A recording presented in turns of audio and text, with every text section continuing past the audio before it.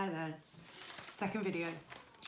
Today we're going to talk about postmodernity at request of a lot of students. My students preparing for their January mock exams at the moment, really finding postmodernity the hardest thing to capture and to create good definitions and analysis of. So we're just going to have a quick run through today, just to give you something to pin your revision on. So I'm thinking of a kind of knowledge grid here. So we've got definition, effects of, that's your analysis really, criticisms of, and thinkers that we would use, that we would apply and bring over, and we could include concepts here as well.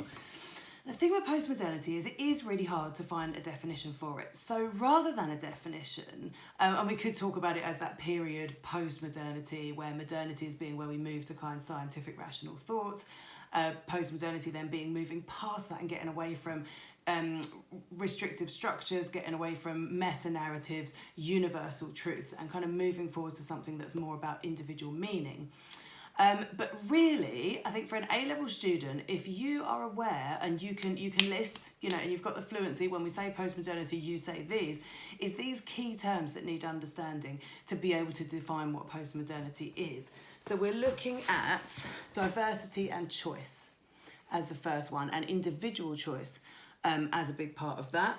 Rapid social change, that's tied in with technology, that's tied in with chaos, more chaotic lifestyles, and things changing much faster than they ever have. Fragmentation, so we're talking about moving away from set structures, very strict, structured in society, class structures, gender structures, that kind of thing, family unit structures, nuclear family.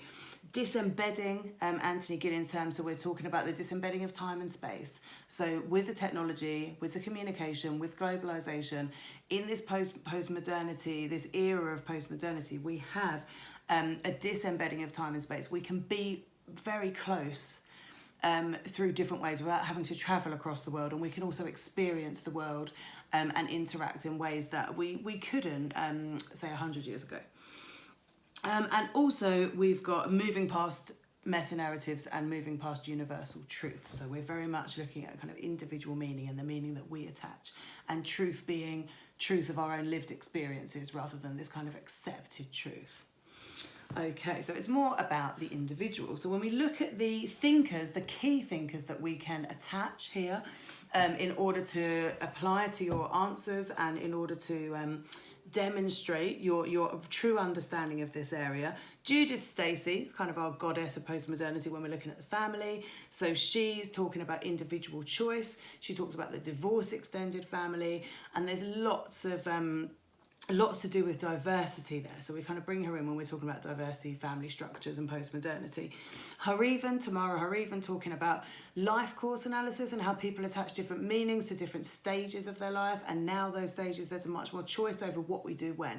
We're not expected to be having children at a certain fixed age, or getting married at a fixed age, or having marriage sort of imposed on us when we reach a certain age, or being labelled as maybe a spinster for choosing not to marry or not to have children. Risk Society, Ulrich Beck. So, and remember, these actually, Beck and Giddens are late modernists, not postmodernists. But if you have a question on postmodernity, you're going to want to bring in a full awareness of that all the definitions of the era we're in now. So we've got Risk Society from Beck. So everything we do these days, according to Ulrich Beck, is about managing risk. There's much more risk in the way that we live our lives. And that links in very well with what Giddens says, not just about disembedding of structures, but also about the isolation of the nuclear family and this kind of individualisation. We've become a smaller unit, but also we've become more isolated even from our extended families that previously might have been more involved, maybe would have lived closer. So Giddens and Beck and Judith Stacey, Tamara Harivan, for me, they're the four key. We can't really do postmodernity in the family without these. Obviously, there's lots of other postmodernists, and when you get more in depth in the kind of theory of postmodernity, you'd be looking at Lyotard, Baudrillard. But when we're looking at the family, these are the key ones that you're going to want to use in your essays. And then criticisms. Actually, it's widely argued that the diversity has been exaggerated, and actually the nuclear family is still core to society. It's still key. It's still the main family structure that we have.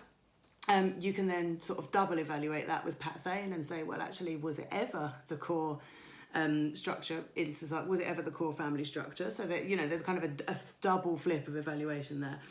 And there's this kind of internal critique as well. Are we in postmodernity or are we in late modernity? Are we in some ways still held back, still restricted by those structures? Have we completely had that process of fragmentation, or maybe we're only some of the way there? And remember, there's loads of other terms, there's other arguments that we're in fluid modernity, or, different versions of this late modern kind of argument. So that's worth bearing in mind as well. That might be useful to hold back to an evaluation where you've got that kind of internal critique. But also we do still have kind of, our conflict theorists who are arguing that we do have, we are still held back to some of these structures, gender, class, these things are still evident. We have an aristocracy, have a royal family. We really can see that there is a class structure in existence. Can we really deny that? Can we say that everything is about our own personal choice? But remember, to sort of flip that as well, we have got postmodern feminists. We have got postmodern theorists who do bring the kind of post-structuralists who do bring in the power relations that conflict theorists would be interested in. They do look at them through a postmodern lens. Okay, so that's postmodernity. When you're revising, you should, before you're ready to do exam practice questions, you should be able to recall all of this from memory. So if you want to use this knowledge grid, create the grid using just the 4 headings, and then test yourself, keep testing yourself until you get a 100% memory recall response rate. Then you're ready to move on to the exam questions. Good luck.